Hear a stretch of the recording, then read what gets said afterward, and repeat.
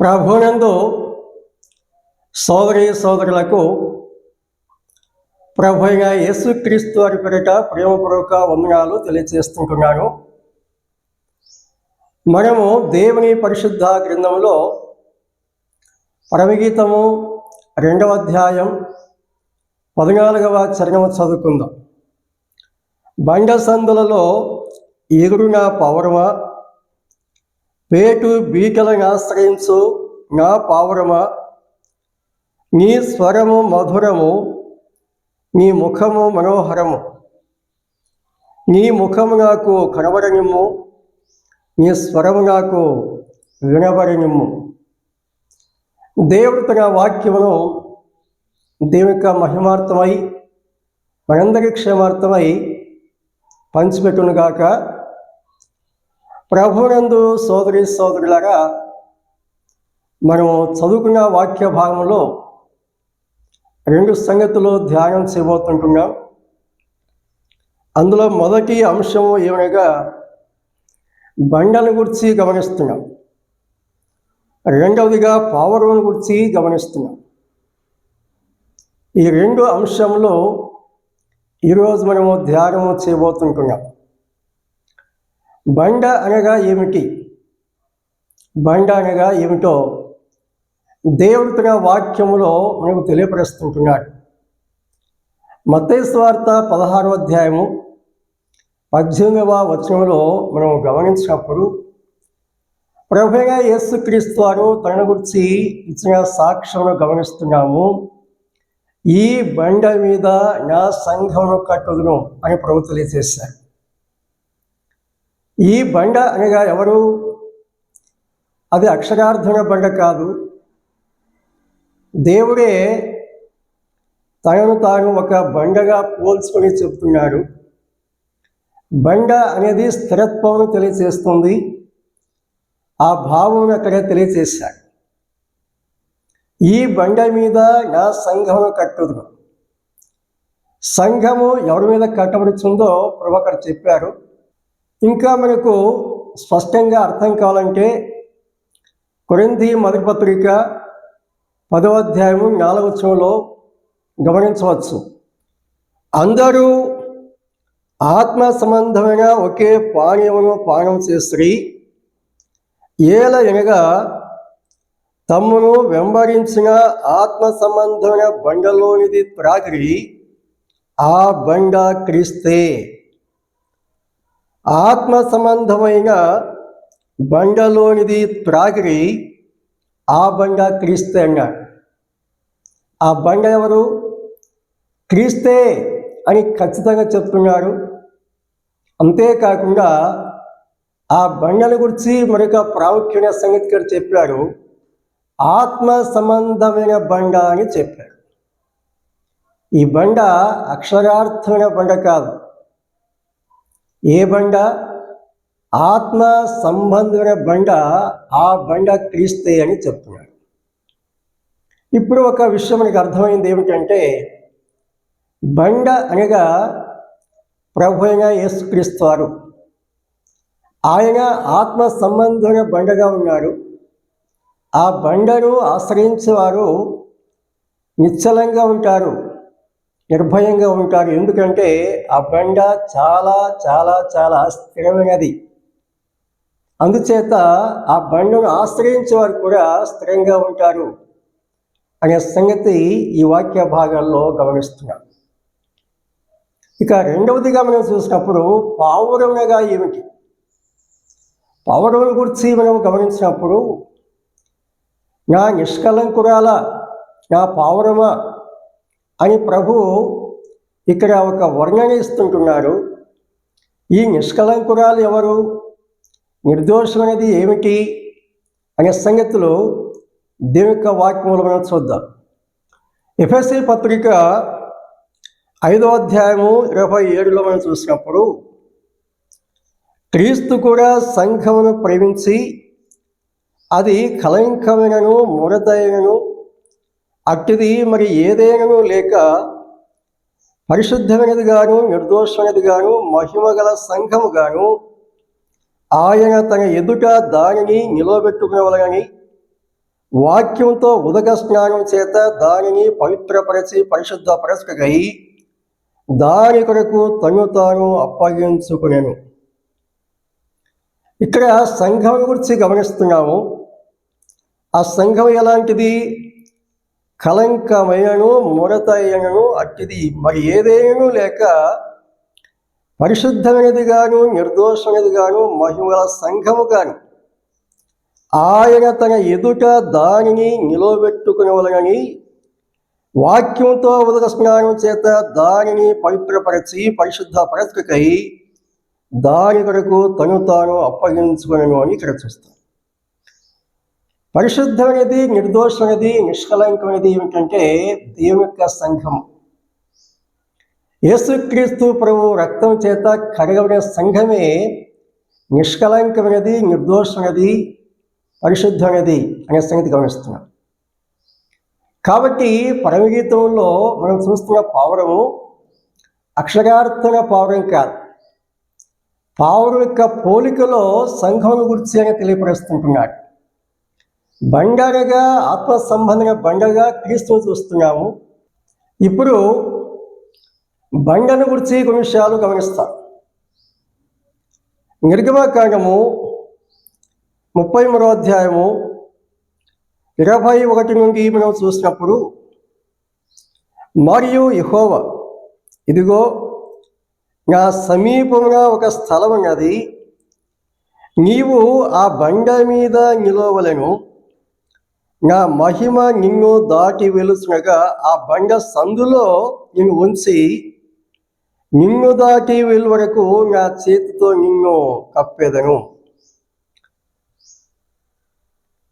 ఆ బండ సందులో నిన్ను ఉంచి అన్నాడు. ఆ బండ సందులో నిన్ను ఉంచి.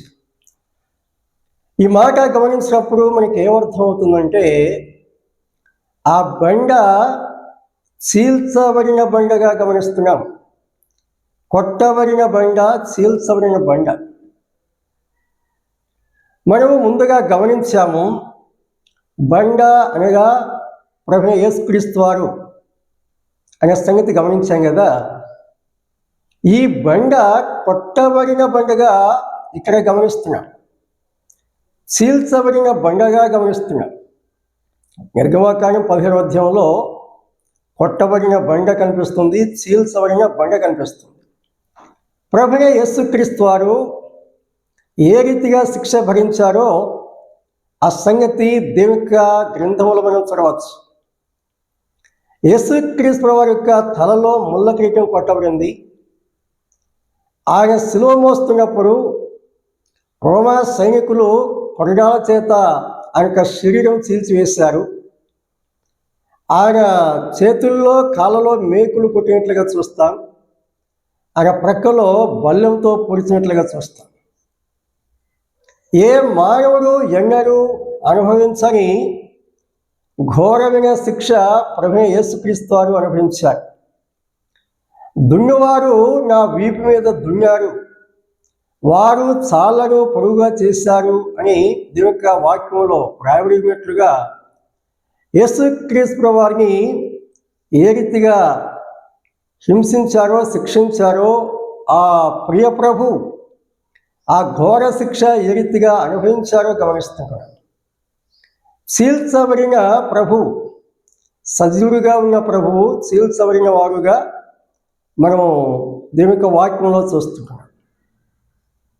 ఆ చీల్చబడినటువంటి ఆ గాయాలలో ఈ పావురము సంచరిస్తున్నది, ఎగురుతున్నదని చెప్పాడు.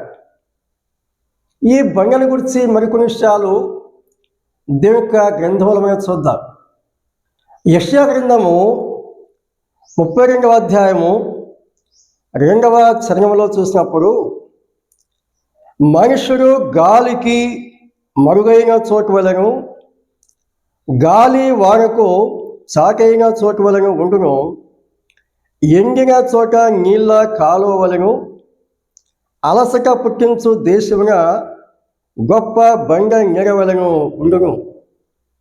దేవుని యొక్క వాక్యంలో మనం గమనించినప్పుడు ప్రభువైన యేసుక్రీస్తు వారు ఏ రీతిగా ఆయన మానవులకు ఆశ్రయము కల్పిస్తారు లేక ఆశ్రయముగా ఉంటారు అనే సంగతులు ఇక్కడ మనము గమనిస్తున్నాం. మనుషుడు గాలికి మరుగైన చోటు వలెను, గాలి వానకు చాటైన చోటు వలె ఉండును అని చెప్పారు. గాలి అనగా శ్రమలను తెలియపరుస్తుంటున్నది. భయంకరమైనటువంటి గాలి వచ్చినప్పుడు ఏమవుతుంది? ప్రకృతిలో ఎంతో నష్టము కలుగుతున్నట్లుగా మనం చూడవచ్చు. గాలికి వృక్షాలు విరిగిపోట, కొన్నిసార్లు ఇల్లు కూలిపోట, కార్లు బస్సులు కొట్టుకుని పోట, మనుషులు కొట్టుకుని పోట, ఇవన్నీ కూడా మనం చూస్తుంటాం. ఈ గాలి శ్రమలకు గుర్తుగా కనిపిస్తుంది. శ్రమలు కలిగినప్పుడు, ఆపద కలిగినప్పుడు యేసుక్రీస్తు వారు ఏ రీతిగా కాపుదలగా ఉంటారో ఈ వాక్యము మనకు తెలియపరుస్తుంటున్నారు. కేవలము గాలి మాత్రమే కాదు, గాలి వాన అని చెప్పాడు. ఈ మధ్యకాలంలో భయంకరమైనటువంటి తుఫానులు అనేక దేశాలను అతలాకుతం చేసినట్లుగా మనకు వార్తలు వస్తున్నాయి, మన వార్తలు చూస్తుంటున్నాం. గాలి వాన, శ్రమల గాలి, శ్రమల వాన. ఇటువంటి శ్రమల్లో, ఆపదల్లో దేవుడు ఎలాగుంటారు? మరుగైన చోటు వలె ఉంటాడు అని చెప్పాడు. చాటైన చోటు వలె ఉంటారు అని చెప్తున్నాడు. మరుగు చేస్తాడు. ఆ గాలి లాంటి శ్రమలకు, ఆ తుఫాను వంటి శ్రమలకు మనలను మరుగు చేసి కాపాడేవాడు. యేసుక్రీస్తు వారు ఏ రీతిగా తన ప్రజలను కాపాడగలరో ఇక్కడ మనము గమనిస్తున్నాం. ఆ తర్వాత ఏం చెప్పారు? ఎండిన చోట నీళ్ళ కాలువల వలెను అన్నాడు. ఎండిపోయిన జీవితాలకు లేక ఎండిపోయి ఎడారి లాంటి ఈ ప్రపంచంలో మానవాళికి, ఎండిపోయిన జీవిత అనుభవాలు గల మానవులకు ఆయన ఎలాంటి వారుగా ఉంటాడు గమనిస్తే, నీటి కాలువలో ఉంటారు, దాహం తుడుస్తారు లేక సేద తీరుస్తారు అనే సంగతులు కూడా ఇక్కడ మనము గమనిస్తుంటున్నాం. అలసట పుట్టించు దేశంగా గొప్ప బండ నిలవలి ఉంటారు అని చెప్పారు. యేసుక్రీస్తు వారు ఏ రీతిగా మన విషయంలో కాపరిగా ఉంటారు, ఏ రీతిగా కాపాడుతారు, ఏ రీతిగా భద్రపరుస్తారు అనే సత్యాలు ఈ వాక్య భాగాల్లో మనము గమనిస్తుంటున్నాం. కొరింథీ మొదటి పత్రిక 10వ అధ్యాయము 3-4 వచనాల్లో అరణ్యయాత్రలో వారిని వెంబడించిన బండ అని కూడా చెప్పాడు. 40 సంవత్సరాలు ఇశ్రాయేలు ప్రజలు అరణ్యంలో ప్రయాణం చేస్తుండగా వారితో కలిసి ప్రయాణం చేశారు, వెంబడించారు, వారిని నడిపించారు, కాపాడుతున్నారు అనే సంగతులు గమనిస్తున్నాం. ఈ బండను గురించి అనేక సంగతులు మనం చూస్తున్నాం. కొట్టబడిన బండగా, చీల్చబడిన బండగా, ఆత్మ సంబంధమైన బండగా, వెంబడించే బండగా, గాలి వానకు చాటైన చోటును దయచేసే బండగా, అలసిన వారికి నీటి కాలువల వలె దప్పిక తీర్చే బండగా మనం గమనిస్తున్నాం. అలసిన వారిని ఆదరించి ధైర్యపరిచే బండగా మనం చూస్తున్నాం. ఈ బండల గురించి అనేక సత్యాలు మనం చూస్తున్నాం కదా. ఈ పావురము లేక సంఘము ఎక్కడ ఎగురుచున్నది అనే సంగతిని చూస్తే, యేసుక్రీస్తు ప్రభువు యొక్క గాయపు నీడలో దాగి ఆ గాయాలలో ఎగురుచున్నది అని చెప్తుంటున్నాడు. అంటే గాయపరుస్తున్నదని కాదు, ఆ గాయాల నీడలో ఈ పావురము లేక సంఘము విహరిస్తున్నది. సంఘము ఎక్కడ ఎగరాలి, ఎక్కడ విహరించాలి అనే సంగతి గమనిస్తే, ప్రభువైన యేసుక్రీస్తు ప్రభువారి యొక్క గాయాలలోనే, ఆ గాయపు ఆ సరిహద్దుల్లోనే ఈ సంఘము నడవాలి లేక విహరించాలి, ఆ పరిధి దాటి వెళ్ళకూడదు అని చెప్తుంటున్నాడు. బండ సందులలో ఇరుగున పౌరమా అని ఇక్కడ ప్రభువైన యేసుక్రీస్తు వారు సంఘమును ప్రశంసిస్తుంటున్నారు. దావీదు అన్నాడు 32వ కీర్తన 20వ చరణంలో, నా దాగు చోటు నీవే అని చెప్పాడు. నా దాగు చోటు నీవే. ఆశ్రయపురాలను గురించి మనం చదువుకుంటున్నాం. అందులో ఆశ్రయము లభిస్తుంటున్నాడు. కాబట్టి ప్రభువైన యేసుక్రీస్తు వారి ఆ గాయపు నీడలో లేక ఆ గాయాలలో మనం దాచబడాలని, భద్రపరచబడాలని, ఆ గాయాలలోనే మన ప్రయాణం ఉండాలని, లేక మన విహారం ఉండాలని, మనం ఎదురుకోవాల్సిన స్థలము అదే అని చెప్పి దేవుని యొక్క వాక్యంలో దేవుడు తెలియపరుస్తుంటున్నాడు. ఆ గాయాలలో నీవు దాగి ఉన్నావా? ఆ గాయాలలోనే ఎగురుతున్నావా? లేక హద్దులు దాటి వెళ్తున్నావా? ఆలోచన చేయాలి. హద్దులు దాటి వెళ్ళినట్లయితే ప్రమాదం ఉన్నది. దేవుడు నియమించిన ఆ సరిహద్దు దాటి వెళితే, నియమాలు దాటి వెళితే, ఆజ్ఞలు దాటి వెళితే, కట్టుబాట్లు దాటి వెళితే ప్రమాదం ఉన్నది. ఇందుచేత శత్రువు ఉన్నాడు, సంహరిస్తాడు, నష్టం కలిగిస్తాడు. కాబట్టి దేవుడు నియమించిన ఆ సరిహద్దు, ఆ కొలతలు మనం ఎరిగి ఉండాలి. ఆ సరిహద్దులోనే మనం విహరించాలి, ఎగరాలి, గానం చేయాలి. ఆధ్యాత్మిక జీవితంలో క్షమాభివృద్ధి పొందాలి. ఆ సరిహద్దు దాటి వెళ్లకుండా మనం జాగ్రత్త పడాలి అనే సంగతులు ఈ వాక్య భాగాలలో దేవుడు తెలియపరుస్తుంటున్నాడు. ఈ పావురాన్ని గురించి మరొకమారి చెప్పారు, పేటు బీటలను ఆశ్రయించే నా పావురమా అని చెప్పారు. పేటు బీటలు ఎక్కడ ఉంటాయో మనం చూస్తే ఆ కొండ శిఖరాలలో ఉంటాయి. కొండ శిఖరాలు ఉన్నతమైనటువంటి ప్రదేశాన్ని చూపిస్తుంటున్నాయి, ఎత్తైన ప్రదేశాన్ని చూపిస్తున్నాయి. ప్రభువైన యేసుక్రీస్తు వారు ఏమైనాడు? ఆయన మహోన్నతుడని చెప్పాడు, సర్వోన్నతుడని చెప్పాడు. కీర్తనలు 91వ కీర్తనలో చూసినప్పుడు మహోన్నతుని చాటున నివసించువారే సర్వశక్తుని నీడను విశ్రమించువారు అని చెప్పాడు. ఆ మహోన్నతుని ఆశ్రయించాలి, ఆ సర్వోన్నతుని ఆశ్రయించాలి. ఆయన గాయపు నీడలో దాగి ఉండాలి, ఆ గాయాలలో విహరించాలి. అది మన స్థానముగా చూస్తున్నాం, అది మన సరిహద్దుగా గమనిస్తున్నాం. దేవుడు తెలియపరుస్తున్నాడు. ప్రభునందు సోదరులారా, ఆ గాయాలు దాటి వెళ్ళకూడదు, సరిహద్దులు దాటి వెళ్ళకూడదు. మన ఆశ్రయము, మన సంరక్షణ, మన కాపుదల, మన భద్రత, మన క్షేమము, మన అభివృద్ధి, మన సమస్తము యేసుక్రీస్తు గాయాలలోనే ఉన్నాయి. కాబట్టి అక్కడే దాగి ఉందాం. దావీదు తెలియచేసినట్లుగా నా దాగు చోటు నీవే. ఆ మహోన్నతుని ఆశ్రయించి ఆయన గాయాలలో దాగి సంరక్షించబడాలని, క్షేమం పొందాలని, ఆనందించాలని దేవుడు తన వాక్యం ద్వారా తెలియపరుస్తున్నాడు.